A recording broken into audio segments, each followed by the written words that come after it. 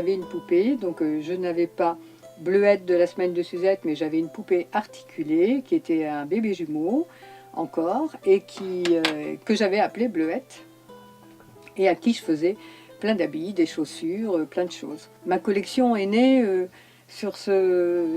elle s'est montée là-dessus. Elle s'est montée là-dessus sur le souvenir de cette poupée. Voilà. Simplement parce qu'un jour, dans une brocante, je brocantais beaucoup, j'achetais des meubles, je bricolais, et un jour j'ai trouvé une poupée qui m'a absolument rappelé la mienne.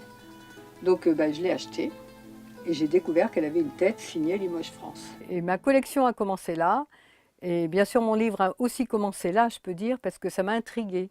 Pourquoi cette poupée, pourquoi cette tête était signée Limoges France? Moi j'ignorais complètement que Limoges avait fait des têtes de poupées en porcelaine.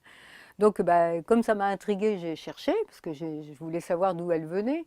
Donc, j'ai cherché, j'ai commencé à aller en bibliothèque, j'ai regardé les livres sur la porcelaine, donc j'ai commencé à trouver des choses. Et puis, de fil en aiguille, voilà, je me suis passionnée par le sujet. Et ça m'a amené à en acheter d'autres qui n'étaient pas forcément des Limoges. Et ça m'a permis aussi de faire des comparaisons, de mieux comprendre ce que Limoges avait cherché à faire. Depuis 1850-60, on commençait à avoir des prémices de têtes en porcelaine. Oui, il y avait des têtes en bois, il y a eu des têtes dans toutes les matières, en carton, en papier mâché, il y avait beaucoup de têtes en papier mâché qu'on faisait déjà venir d'Allemagne. Et puis ensuite, il y a eu la découverte donc de cette tête de poupée en porcelaine. Le premier qui l'a fait, c'est un monsieur qui s'appelle Jacob Petit, mais elle n'a pas vraiment pris. Ensuite, il y a eu des têtes en porcelaine et il y a eu de magnifiques têtes en porcelaine en France. Les Allemands nous ont, on peut dire, copiés, hein. En tout cas, ils ont fait des têtes en porcelaine. Ils les ont même très très bien faites. Il y a eu de très belles têtes en porcelaine et ils les faisaient à un prix de revient qui était moins élevé. Donc les fabricants français, les assembleurs, hein, puisque la poupée c'est un assemblage, hein. Donc les assembleurs achetaient la tête en Allemagne. Et ce qui fait que la poupée française avait complètement périclité. Alors il est évident que le conflit a tout déclenché. On ne pouvait plus faire venir les têtes d'Allemagne, on ne voulait plus acheter ce qu'on appelait la camelote Bosch. Donc il fallait créer une poupée française. Sèvres a été consulté d'ailleurs, mais Sèvres était plus intéressé par les grosses pièces. Donc plusieurs porcelainiers ont répondu oui, et Limoges a répondu oui pour plusieurs raisons. C'est que dans les manufactures, il y avait moins de personnel masculin puisqu'ils étaient partis au front. Et deuxièmement, les femmes cherchaient aussi du travail. Donc Limoges a répondu oui aussi pour dépanner les assembleurs français qui manquaient de têtes de poupée.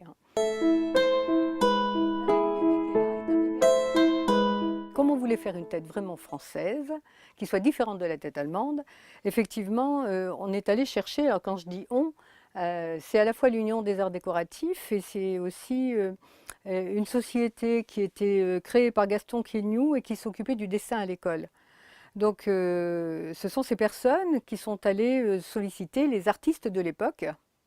Donc plusieurs artistes ont participé et ont créé des modèles pour les grandes manufactures. On a fait la poupée pour l'enfant, le bébé, on a fait la poupée adulte, voilà. On cherchait.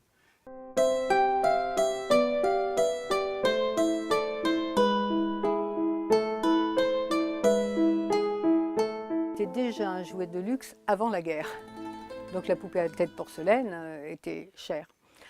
Justement, les Allemands arrivaient à la faire à un prix de revient moins élevé pour qu'elle soit plus destinée au grand public. Pendant la guerre, on a essayé de la démocratiser aussi. Je vais citer des chiffres. Par exemple, Léon Couty et Henri Balleroy, ensemble, en faisaient à peu près 20 000 par mois. De tête, hein, je parle de tête, puisque c'est les têtes. Hein. Vers quelle époque ça Dans les années 15. Hein. Et dans les années 17, enfin l'année 17, la manufacture de Lanternier, là on a le chiffre, on a fait 182 000 dans l'année.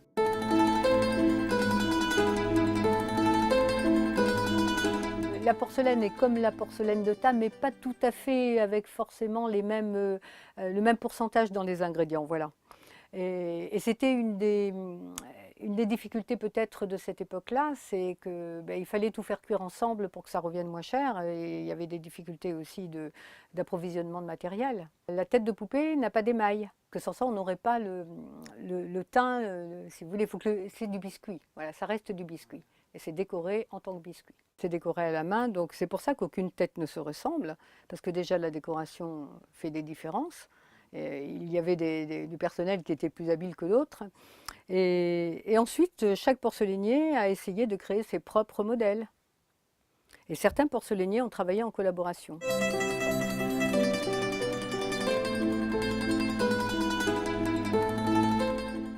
La poupée a pris à ce moment-là un essor considérable et elle a eu un rôle symbolique.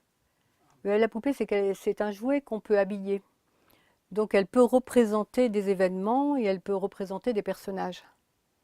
Donc du coup, pendant la guerre, la poupée, elle a été très symbolique. Il y a eu énormément de poupées alsaciennes, de poupées infirmières, de poupées poilues, enfin, les soldats alliés. Donc voilà, on racontait les événements à travers la poupée. Pendant la guerre, les femmes de la haute bourgeoisie ont créé aussi des associations pour permettre aux femmes qui n'avaient plus personne pour faire vivre la famille, ont créé des associations et leur ont permis de faire de la couture, d'habiller les poupées. Donc c'est pour ça que la poupée, elle dépasse largement le rôle du jouet. C'est un objet social, elle a représenté vraiment cette époque-là et elle a eu un rôle qu'on n'imagine pas.